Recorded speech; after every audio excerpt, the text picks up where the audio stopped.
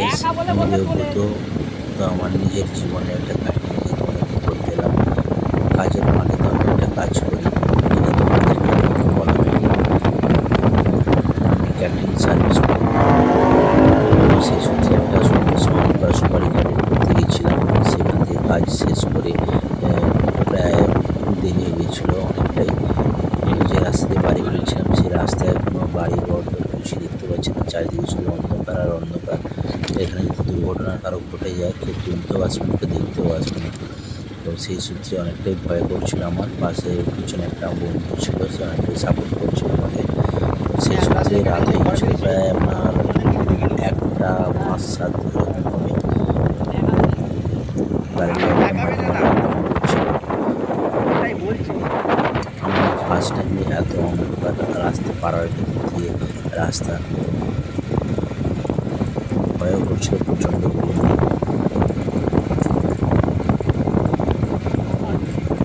আমার বাড়ি থেকে প্রায় 14-15 কিলোমিটার রাস্তা।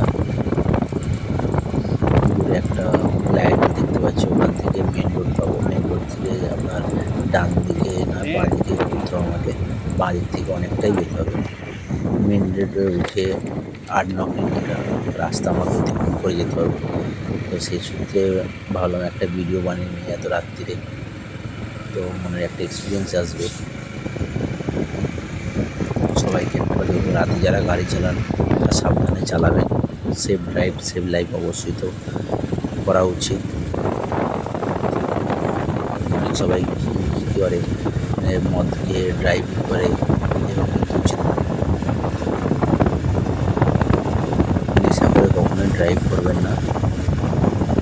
ঠিক আছে বন্ধুরা, আবার পরে দেখা যাবে। একটা ছোট্ট ব্লগ বানালাম। যদি তোমাদের ভালো লেগে থাকে অবশ্যই লাইক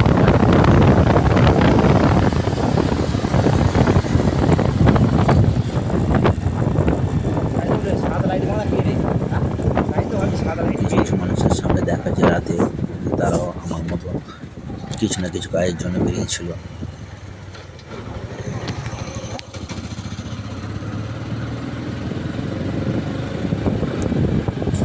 রাস্তায় যাওয়ার সময় আমি একা ছিলাম না, পাশে আরও 2 বন্ধু ছিল, তাদের বাইক ছিল। তো টোটাল 2টো বাইক ছিল। একটা বাইকে 2জন ছিল আর আমার বাইক আরেকজন ছিল, আমাকে নিয়ে 2জন। সেই সূত্রে এতখানি রাস্তায় যাওয়ার পথে আমি দেখতে পেলাম একটা পুলের সামনে রাত্রিরে যারা সব পুকুরে জাল দেয়, সেই সব মানুষগুলো রাত্রিরে কত কষ্ট করে রাত জেগে কাজ করে। সত্যি খুব খারাপ লাগে।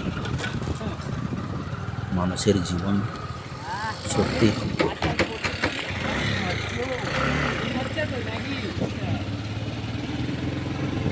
দেখো বন্ধুরা,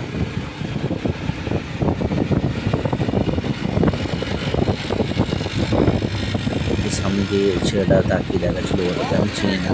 তো রাস্তায় যে দুটো আলাপ হচ্ছিল, ওনারাও কোনো কাজ গিয়েছিল অনেকটাই দূরে। তোমাদের যদি ভালো লেগে থাকে অবশ্যই সাপোর্ট করে পাশে থাকবে, অবশ্যই সাবস্ক্রাইব করে দিও। All the best, good night, sweet dreams friends.